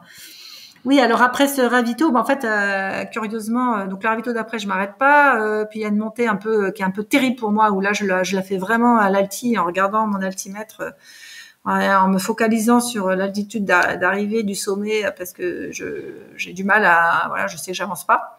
Ça veut dire quoi, tu comptes les mètres en gros, c'est ça? T'es dans un truc, je sais l'altitude en fait du point haut, donc je regarde mon altimètre et j'essaie de le regarder pas toutes les minutes, mais toutes les 5 minutes seulement, par exemple. Mais tu trouves le temps long? Et puis, oui, c'est que j'ai du mal à les dénivelés. Donc après, je fais des tonnes de calculs, je fais beaucoup de maths, donc j'ai mis 5 minutes pour faire 50 mètres. Là, c'est bien, j'ai fait la moitié du quart, du triple. Je fonctionne exactement pareil. Je vois bien voilà, on fait des tonnes et après, j'essaie de les tourner positivement. Alors, donc, voilà. Mais c'est pas très facile, Il faut beaucoup de faire de maths pour ça. Et puis, une fois que j'arrive au sommet, je dis, chouette, je vais basculer. Puis là, j'essaie de me remonter le moral. Et après, je réfléchis sur le parcours et je me dis, tiens, c'est vrai qu'à la fin de la descente, on va arriver à la cascade des Anglais où j'étais avec mes enfants, il y a 2 ans, qui est assez connue. Et là, il y a une buvette. Et je me suis dit, mais je commence à avoir une espèce de tilt dans ma tête qui me dit, mais buvette, il doit y avoir des glaces dans cette buvette. Donc là, une fois que l'idée a germé dans ma tête, je pense plus qu'à ça. Et là, je commence à faire des calculs d'horaire en me disant, faut que j'arrive avant la fermeture de la buvette parce que sinon ça va pas le faire. Comme ça, je m'offre une glace. Et alors, j'essaie d'accélérer dans la descente et je trouve que j'avance pas assez vite. Je regarde l'heure qui défile, je me dis, mais c'est pas possible. Ah ouais, il y a encore cette partie, mais je suis venue, ça me paraissait beaucoup plus court ici. Et là, c'est pas possible que ce soit si long là. Tout ça. Alors, je regarde les vasques et tout, et je me dis, mais à quelle heure finit cette fameuse buvette, se ferme cette fameuse buvette, et puis j'y crois encore, et puis jusqu'à un moment, j'entends le drone. Alors c'est à la fois positif, en me disant, je suis pas loin qui dit drone, dit des bénévoles qui sont là. Et je sais qu'il est forcément pour filmer l'arrivée d'un coureur, donc moi, parce que quand même, il n'y a pas 36 000 coureurs au mètre carré à ce moment-là. Et là, je me dis, mais c'est pas possible d'être 3e au scratch, et de voir quelqu'un en train de bouffer sa glace. Elle est en vacances ou elle fait une course, cette fille, tu vois, c'est pas possible. C'est pas sérieux, quoi. Et donc là, je me dis, mais s'il y a un drone pour me filmer, je peux pas prendre une glace. C'est pas raisonnable. Ça fait pas bien, quoi. Ça fait, normalement, quand tu fais une course, t'es en mode warrior, tu te déchires, tu te fais du mal, tu cours, tout ça, quoi. T'es pas là à bouffer une glace. Mais en même temps, la glace, c'est quand même plus fort que tout. J'ai envie de ça. Donc, je me surprends à me cacher sous les arbres. Je veux pas que le drone me voit. Incognito. Puis ça me fait rigoler en plus en même temps, c'est un vrai jeu, quoi. Alors je suis à couvert, les zones à découvert, je fonce, dès qu'il y a un arbre je ralentis, tout ça, quand il y a des choix de chemin, je reste vraiment cachée. Puis je sens qu'il tourne et tout, ça me fait trop rire. Puis j'arrive à la buvette et elle est fermée. Voilà, dommage. Mais tu ne te laisses pas démonter. Non, parce que le ravito est pas loin, Vizzanova, c'était juste avant Vizzanova, donc et c'est à 2-3 bornes, je sais que ça va arriver. Et puis là, j'ai la chance, je sais que c'est le seul endroit où je verrai Denis et mes enfants parce qu'ils ont prévu de me faire un coucou. Donc ce qui va se passer après va être chouette, donc c'est pas grave. Tu retrouves donc ta famille un peu plus loin, je crois qu'ils te donnent un petit yop au passage. Voilà, ils ont prévu le yop pour moi, ça c'était bien. Il y a ensuite un passage qui est relativement roulant. On est là plutôt en fin de journée, la nuit n'est pas encore arrivée, mais elle s'approche gentiment. C'est un passage qui finalement est pas désagréable, contrairement à ce qu'on t'avait dit. Tu encaisses plutôt bien ce Oui, passage. on m'avait dit que c'était. Alors c'est vrai que c'est un truc, mais comme c'est moins montagne, donc il y a moins de vues, c'est en forêt, voilà. Mais comme c'est de la nuit finalement et que c'est assez en petite montée, petite descente, c'est assez casse-pattes et c'est à l'avantage pour moi de m'empêcher de dormir plutôt qu'un long truc lancinant. Donc finalement ça tombe pas mal et voilà, je me focalise sur le col de Verdé. Tu vas t'autoriser quelque chose que tu n'aurais pas pu faire si Sébastien Réchon, ton partenaire de Raid Aventure, avait été à côté de toi. Tu profites de son absence pour t'autoriser un petit temps de sommeil très bref. Oui, alors c'est juste avant la nuit, c'est vraiment, il fait pas encore nuit, là, j'ai vraiment très envie de dormir et ça c'est terrible parce que je me dis oh là là, mais si j'ai déjà envie de dormir avant la nuit, qu'est-ce que je vais le traîner toute la nuit. Et là je pense effectivement à Seb, je me dis que Seb jamais il dormira à ce moment-là, c'est pas du tout bien joué, ça va pas et puis mais en même temps je me dis il est pas là, il va pas me faire chier. Peut-être que ça l'énerve s'il nous écoute là, de se dire peut-être, mais je sais pas s'il va m'écouter jusqu'au bout quand même. Mais en fait, c'est ça qui est chouette aussi. Souvent, je pense à lui sur les trails, je me dis putain, profitons-en, il est pas là. La voie est libre. Je peux faire ce que je veux. Et ben là, je mets le réveil sur, je sais plus combien, mais je crois que c'est 7 minutes ou peut-être 9 minutes en me disant bon allez, je me permets de dormir. Là, de toute façon, ça va pas. Et puis je me réveille toute seule au bout de 3 minutes. Là, j'ai regardé l'heure et puis je me dis que je crois que vraiment que j'ai vraiment je sais que ma tête a sombré quoi. Donc j'ai fait des rêves et je me dis bon bah allez, ça va repartir et effectivement ça repart beaucoup mieux après. Donc j'étais contente de l'avoir fait. Et puis ça m'a coûté que 3 minutes finalement. Ce que tu vis après, c'est un moment de grâce. Je sais pas si on peut dire ça, mais en tout cas, il y a le coucher du soleil et là, tu comprends pleinement pourquoi tu es là. Oui, c'est vraiment un moment de grâce, exactement ça. Et en fait, sur cette Corse, ça aura été toujours ça, des moments de grâce au lever et au coucher de soleil. Et puis là, je suis vraiment contente d'être là, contente d'être toute seule aussi. Ça me plaît de me dire, je pense que voilà, c'est mon côté solitaire qui revient et je suis juste là pour en profiter et c'est chouette. Comment se passe ensuite la nuit pour toi? Bah finalement pas si mal. Je la craignais puisque je savais que j'allais être toute seule toute la nuit et moi j'avais pas de paisseur. Je savais après il y a trop d'écart de temps entre des concurrents donc je savais que j'allais être toute seule. Je me disais que ça me faisait peur pour l'endormissement et finalement j'arrive à le gérer comme ça avec une chance que le terrain soit un peu plus roulant et donc un peu plus propice à des changements de rythme qui m'empêchent un peu de dormir. Et puis voilà, puis des belles choses qui m'arrivent, comme effectivement à Capanel, au Ravito, où on me propose un tiramisu, alors qui me paraît sortir de nulle part, alors que depuis ma quiche et mon yob, j'avais pas mangé grand chose et ça me paraît fou qu'on me propose un tiramisu. Il y a que les Corses pour faire ça. Et là, ça me fait rire, ça me remonte le moral. Enfin non, il était très bien d'ailleurs mon moral, mais voilà, ça donne un petit coup de boost. Et puis là, je sais que dans ma tête, voilà, tout va enchaîner. Je compte juste, j'ai les noms des ravitaux en tête et je sais que ça va passer. Et puis après au col de Verdé, bon voilà, je le prends, c'est une base de vie normalement, mais je le prends comme un ravito normal. Je crois que j'avais prévu de faire des trucs, de changer de chaussures ou de je sais plus quoi. J'oublie tout, je repars. Et puis j'arrive au lever du soleil, ou non, il n'y a pas tout de suite. En fait, je fais pas Prati, qui est une partie assez roulante. Là, j'ai un peu plus envie de dormir et puis je repasse sur du technique. Donc là, pareil, ça me réveille. Je passe mon temps à chercher le balisage rouge et blanc là, qui est pas très évident. Et donc du coup, bah voilà, ça me tient en éveil jusqu'au lever du jour, quoi. Tu rentres assez rapidement ensuite dans une logique où tout est un peu la dernière fois, donc les dernières montées. Enfin, tu commences Oui. à voir finalement l'arrivée, même si dans la réalité des choses, elle est encore à plusieurs dizaines de kilomètres de là où tu es. Tu es quand même à la fin du cycle finalement de cette histoire. C'est un état qui doit être aussi appréciable, non? Empreint de sérénité beaucoup, j'imagine. Oui, c'est vrai que ça arrive assez vite de se dire bah voilà, et puis je m'étais préparée sur le parcours à ça en me disant eh ben une fois à Col de Verdé, c'est fini, ça va rouler, il y aura plus beaucoup de montées, etc. Puis donc du coup ça s'approche finalement comme ça à Matalza. Je me dis bah ça c'est le dernier gros ravitaillement. Puis après ça c'est fini en fait, la course elle est finie, il y a qu'à dérouler des kilomètres. Alors on se dit ça, puis on se dit c'est fini, puis en même temps faut quand même c'est quand même le fini est encore un peu long. J'ai un tout petit moment de découragement là avant le col de Bavela sur ce balcon que je croyais connaître. Et puis qui me paraît beaucoup plus long que ce que j'avais fait et je me dis mais c'est ça qui est un peu dur, c'est quand on se dit bah non mais là ça va aller vite et puis en fait le vite il est hyper long mais quelquefois juste parce que les minutes semblent interminables mais finalement voilà tout se déroule et j'arrive au col de Bavela à ce moment-là et là je sais que c'est là pour le coup que c'est fini. Enfin c'est fini mais il reste encore 1 heure. Comment elle s'est passée justement cette heure, ces derniers kilomètres? Bien, là à ce moment-là vraiment je suis pressée d'arriver. Une fois que j'étais au col de Bavela, c'était dans ma tête, il fallait faire la formalité. Il n'y a pas d'intérêt de parcours particulier, donc voilà. Je sais à ce moment-là j'ai mal aux pieds, j'ai mal aux jambes parce que ça descend sur un chemin un peu de descente VTT, donc qui est pas du tout confort. Mais voilà, là j'ai juste envie d'arriver. À ce moment-là, c'est fini. Et tu arrives finalement, donc tu boucles, c'est environ 170 km et 11 000 mètres de D+, en 47 heures et 9 minutes, à la 3e place au scratch. Donc c'est une place que tu as réussi à préserver, première place féminine, donc que tu avais obtenue dès le 15 ou 20e kilomètre. C'est quoi le sentiment qui prime pour toi à l'arrivée? Est-ce que c'est la fatigue qui prime ou est-ce que c'est du plaisir, de la fierté?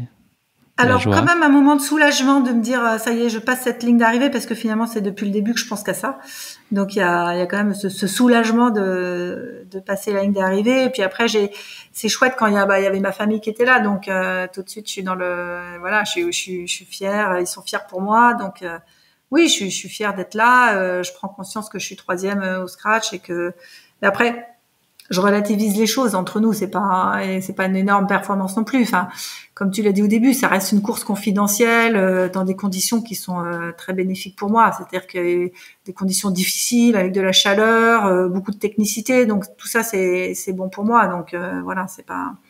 Je relativise la performance quand même. Elle est sur une course T à un instant donné. Mais bon, c'est pas grave. Je déguste quand même ça à l'arrivée. Après, je suis quand même.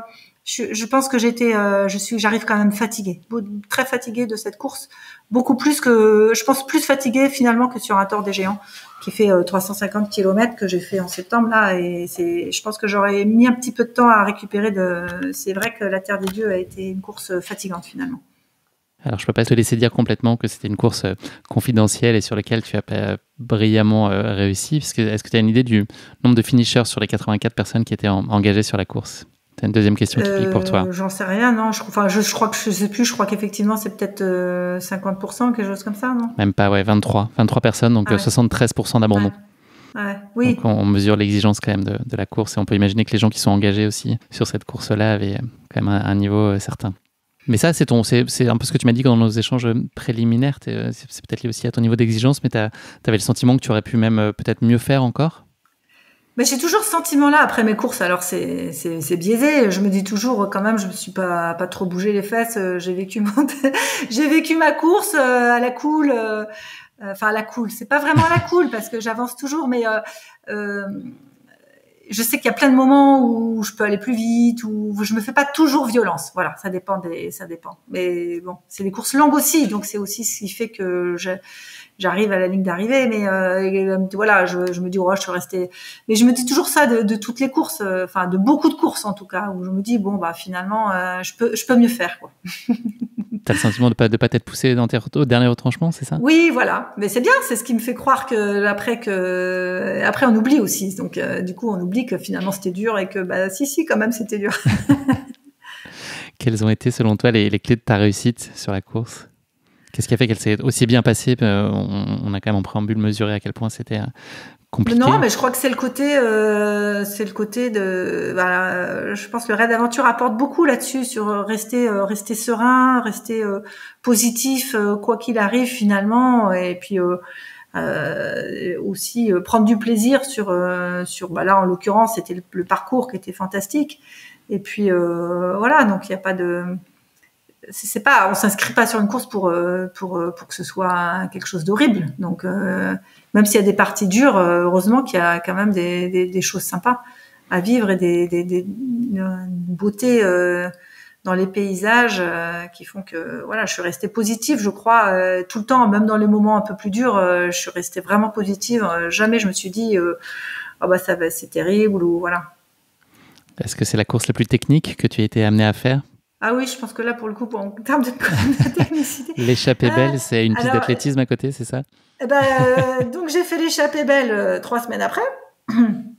J'ai un peu tout fait toutes les 3 semaines. Et non, c'était un mois après quand même.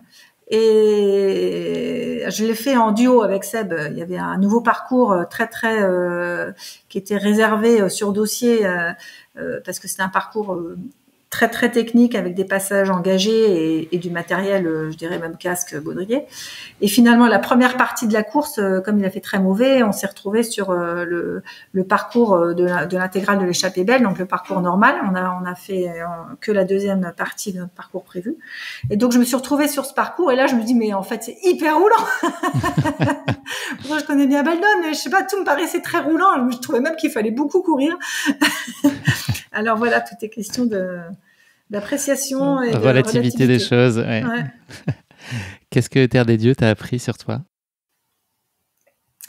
Est-ce qu'il y a des choses que ça a révélé, Ça conforté? a conforté mon idée que plusieurs choses. La première, c'est que j'ai l'impression d'avoir une petite étoile en me disant que finalement, qu'il y a plein de choses bien qui arrivent et pour moi, et ça c'est chouette. Et j'ai l'impression d'être comme protégée, comme avoir quelque chose de chouette, une petite étoile qui me guide et qui est positive, et d'avoir cette immense chance là.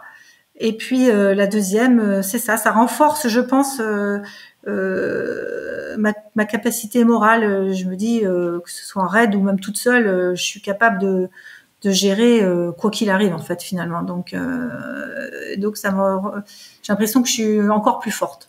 Voilà. Donc ça, c'est des choses que tu emmènes dans tes bagages sur les courses d'après. Là, on a parlé de l'échappée belle, mais tu as la conviction que tout ça te donne d'autres clés qui viennent s'ajouter à celles que tu avais déjà pour appréhender plein de situations différentes. J'ai l'impression que je peux plus le dire, que c'est vrai que oui, je crois que je suis capable de garder ce mental pour peu que la course. Voilà, je pense qu'il faut fixer aussi. Je me suis dit aussi que il faut faire des courses qui plaisent vraiment. Voilà, il faut pas s'inscrire sur à la va-vite sur des courses juste pour faire une course, et qu'il faut choisir ces courses, que j'ai envie de faire des courses de qualité, des belles courses comme celle-là, des courses qui restent à jamais dans mon cœur, dans mon esprit.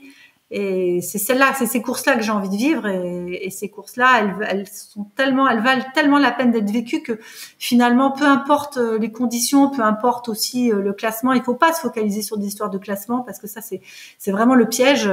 Et rester sur des lignes d'arrivée, sur des objectifs personnels, et c'est ça que ça m'a continué à me renforcer là-dedans. Est-ce que tu aurais une image à retenir en particulier de ce Terre des Dieux? C'est vraiment ces levées et ces couchers de soleil que j'ai trouvé le dernier jour notamment. Le dernier jour, oui, notamment.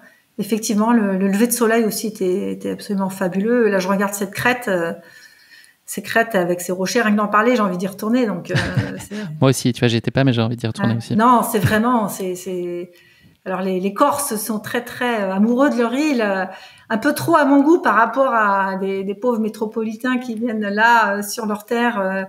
On se sent toujours en vacances, nous, et c'est pas de notre région, mais quand même, c'est passer ce tout petit sentiment quand on débarque du bateau.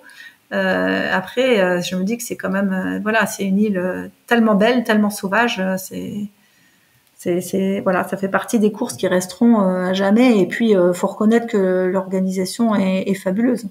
J'ai découvert les Corses, tous les bénévoles qui étaient là étaient aux petits soins, et c'était chouette, quoi. Et je pense qu'il y a le côté aussi où quand il n'y a pas 1000 participants, bon, il y a beaucoup plus d'échanges, c'est sûr.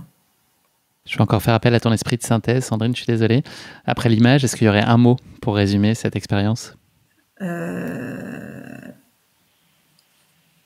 Sauvage et technique. Ouais. Pardon, un mot, sauvage. Sauvage et technique en 22 lettres. On fera comme si c'était un seul mot. Voilà. Merci beaucoup, Sandrine. On va parler un petit peu d'avenir dorénavant, puisque c'est ça qui t'intéresse beaucoup aussi. Et le passé, c'est une chose, mais je crois que tu es déjà à te projeter systématiquement sur ce qu'il y a devant. Est-ce que tu as des rendez-vous qui sont déjà à l'agenda? Alors, je ne sais pas à quel terme tu te projettes, court, moyen, long terme. Est-ce qu'il y a c'est quoi tes réjouissances à venir d'un point de vue sportif? Alors déjà, il faut passer cette espèce d'hiver là qui est absolument terrible parce qu'il y a rien. Tu es bien. Je vais faire un peu de ski, voilà, mais c'est vrai que c'est un petit peu longué pour moi, qui suis quand même bien branchée objectif, raid aventure et trail. Donc du coup mes vrais objectifs, parce que peut-être que je ferai 2-3 trucs, mais ça va pas être des vrais objectifs. Mes vrais objectifs, c'est moi ce que j'aime, c'est de tout ce qui est le plus alpin, le plus technique possible, et quand même pas trop long, et quand même assez long, parce que quand c'est pas long, voilà, c'est pas mon truc malheureusement. Et donc, je me projette déjà effectivement sur l'année prochaine, mais il n'y a pas de calendrier défini. Je pense que j'ai envie de retourner en Corse, et j'ai l'immense chance d'avoir un nouveau partenaire, un sponsor qui est Altor, qui est une société corse qui fait des vêtements techniques, super chouette. Et voilà, donc je vais revenir sur. Ce sera une belle occasion d'y retourner. Voilà, exactement. Avec arborer leurs couleurs. Exactement. Donc, je pense que ce sera probablement la Restonica, puisque je vais pas faire la Terre des Dieux tous les ans. Demande à ton mari de le faire. Mais je pense que je la referai peut-être, parce que autant à l'arrivée. Alors, c'est toujours le problème. Il faut pas poser cette question. L'organisation, vous demande dans la ligne d'arrivée, est-ce que vous la referez? Je sais qu'il faut rien dire à cette question-là, parce que la première réponse, c'est surtout pas. Ça a tellement été dur.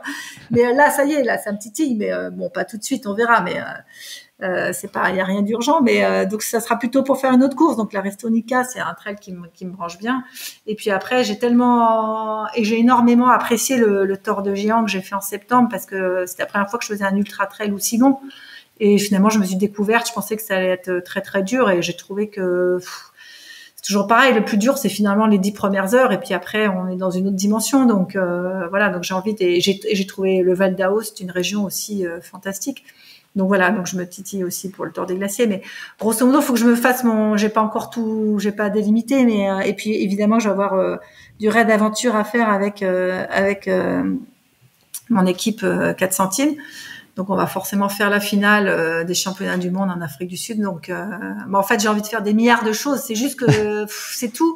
Il faut coincer tout entre le mois de juin et le mois de septembre. Donc, je trouve que ça va pas, quoi. Voilà, c'est ça. Mais je vais bien réussir à tout agencer le mieux possible. Est-ce qu'à plus long terme, tu as un rêve ultime, un projet dont tu as envie, auquel tu n'aurais pas encore donné corps? Pas vraiment. J'ai plein de choses dans la tête. Je suis aussi, j'aime bien les records aussi. J'avais fait le tour des écrins en plein confinement, enfin à la fin justement du confinement là, et j'avais adoré cette expérience. Donc Seb me donne envie avec ses records. Après, j'ai envie de faire il y a plein de courses qui me plaisent. Il y a le Tour des Glaciers, tout ce qui est un peu alpin et technique me branche bien, que ce soit sous toutes ses formes. Voilà. Donc, t'as pas un rêve d'Everest ou d'Himalaya, par exemple? Non, alors surtout pas ça. Non, ça me dit pas du tout. J'aurais l'impression de trop risquer ma vie. J'ai pas envie de faire des choses où je me sens en danger physiquement. Enfin, à chaque pas. Non. Je suis hyper raisonnable, en fait. Ah oui, ça s'entend. Ouais. Dernière question, c'est le motto de la fin, un grand classique du podcast. Est-ce que tu aurais une devise à partager avec nous qui serait très emblématique de ta philosophie de vie ou la façon dont tu appréhendes ta pratique?